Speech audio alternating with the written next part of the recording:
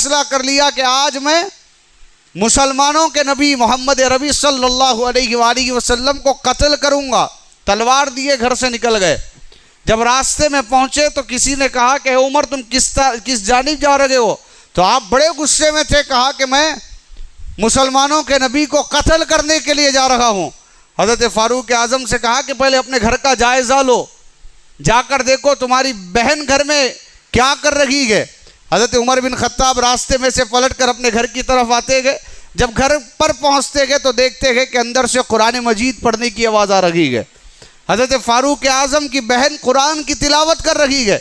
آپ بڑے غصے میں آئے، اندر داخل ہوتے گئے، داخل ہو کر کہتے گئے کہ تو کر کیا رہی ہے، یہ کیا پڑھ رہی ہے، کون سی آیتوں کو تو تلاوت کرتی ہے، اپنے باپ دادا کے مذہب کو تو چھوڑ کر کس کے مذہب میں داخل ہو کر تو یہ کون سی کتاب اور کون سے کلام کی تلاوت کر رہی ہے۔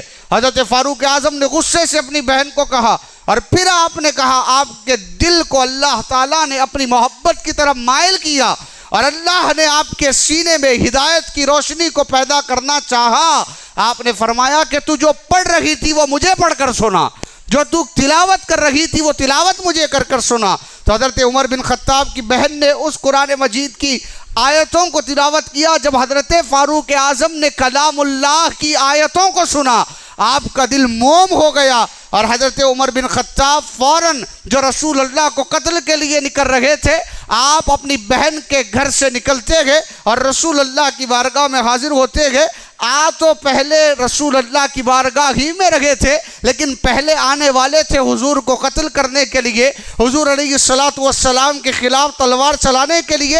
لیکن جب قرآن مجید کی آیتوں کو سنا، حضرت عمر بن خطاب وہاں سے نکلتے گئے، حضور کی بارگاہ میں حاضر ہوتے گئے، حاضر ہو کر عرض کرتے گئے کہ میں نے کلام اللہ کی آیات کو سنا، میرے دل میں اللہ نے ہدایت کی روشنی ڈالی، میں گھر سے نکلا تھا آپ کو قتل کرنے کے لیے، لیکن اب میں آپ کو قتل کرنے کے لیے نہیں، تلوار تو میرے ہاتھ میں ہے، لیکن یہ تلوار آپ کے خلاف نہیں چلے گی، آپ کے مخالفین کے خلاف چلے گی۔ اب عمر بن خطاب آپ کے ہاتھ پر کلمہ پڑھ کر اسلام میں داخل ہونا چاہتا ہے۔